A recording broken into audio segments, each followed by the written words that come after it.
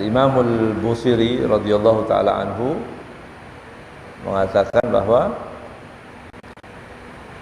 wa kulluhum min rasulillahi multamisun, wa kulluhum min rasulillahi multamisun warfan minal bahri aw rashfan minal diyami.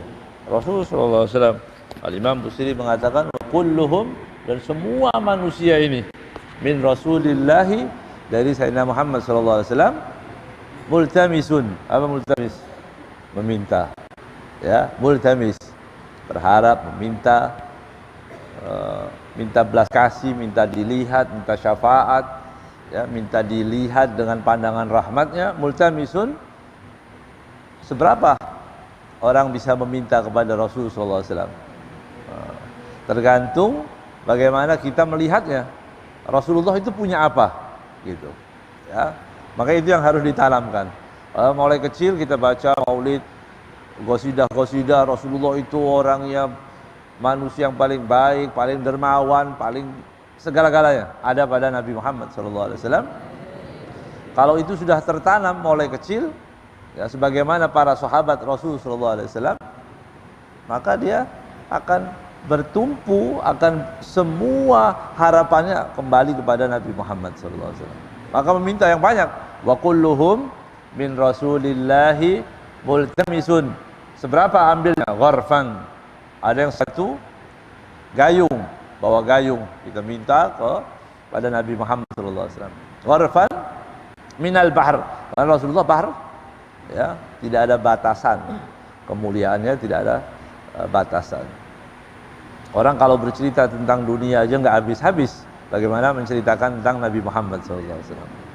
Rasulullah SAW. Maka ditanamkan mulai kecil, setiap malam Jumat, ya alhamdulillah, ini kenikmatan yang luar biasa. Duduk seperti hal yang biasa-biasa saja, alhamdulillah. Nanti di akhirat dikatakan, siapa orang yang paling menyesal nanti di akhirat sana? Nggak ada yang tahu. Kita kehidupan setelah ini wallahu alam, kita nggak tahu, ya kan? Nggak tahu di akhirat tadi. Tapi ada orang yang paling menyesal, yang membuang waktunya cuma-cuma. Dia menangis nanti, ya. Ya Allah, malam Jumat nggak baca sholawat. Ya Allah, ini malam kebaikan, tidak berbuat kebaikan. Dia akan menyesal dengan waktu-waktu yang dibuang cuma-cuma itu. Ya, bukan apalagi yang bermaksiat. Kalau bermaksiat pasti dia akan celaka. Ya, tapi yang dibuang waktunya cuma-cuma aja, ya, yang dipakai main game, ya, yang dipakai untuk apa, hal-hal yang tidak ada gunanya. Jadi semua ini datang, kita bayangkan seberapa sih besarnya Rasulullah SAW, seberapa keagungan Nabi Muhammad SAW.